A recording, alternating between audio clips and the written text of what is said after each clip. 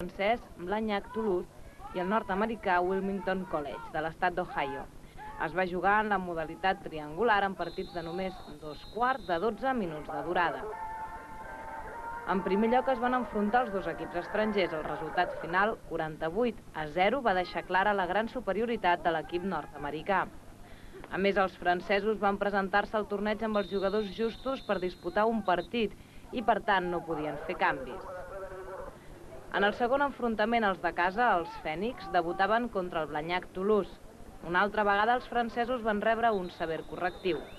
L'equip que entrena Ramon Figueroa va fer una gran actuació i va apallissar l'equip gal per 35-0. Cal destacar el bon paper de Lorente, Kipperman i el mateix Figueroa. En el tercer i últim partit van jugar catalans contra nord-americans, els dos equips guanyadors i que, per tant, convertien aquest tercer enfrontament en una final. Els Fènix ho van provar i van plantar cara durant uns minuts, però la gran qualitat del Wilmington College va fer que els granollerins acabessin perdent per 7-29.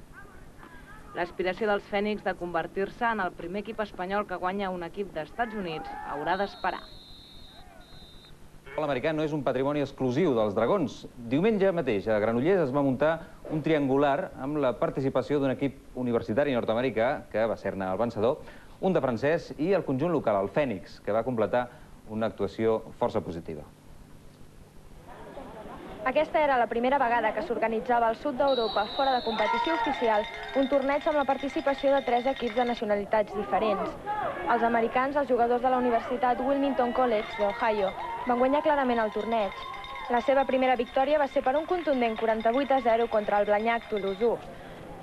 L'equip local, el Fènix de Granollers, va debutar en el segon partit del torneig i també van vèncer els francesos, que van perdre aquest cop per 35-0. En els 2 partits que va jugar el Toulouse, que és un dels equips amb una de les trajectòries internacionals més importants d'Europa, van encaixar 83 punts.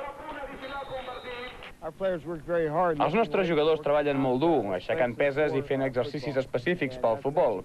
I això és del que es tracta. Aquesta és la diferència, sí. Us heu passat bé? De totes, ha estat un gran viatge i encara ens queden 3 o 4 dies. Estem molt emocionats per quedar-nos. Ens encanta Barcelona i ens agradaria quedar-nos més temps. Els de Granollers no li van posar les coses gens fàcil a l'equip nord-americà i van estar empatats a 7 durant gairebé tot el primer quart. Però el Wilmington College, un equip que té 85 anys d'història, va reaccionar a la segona part i va acabar guanyant el partit per 7-22. Ha sigut un partit força bé. Hem tingut moltes oportunitats. Desgraciadament, per els castigs, les penalitzacions, hem perdut una molt bona oportunitat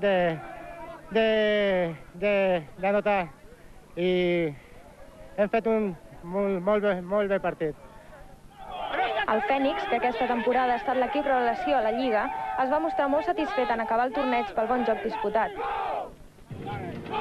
I en futbol americà acabem el programa d'avui. Els deixem ara amb el resum.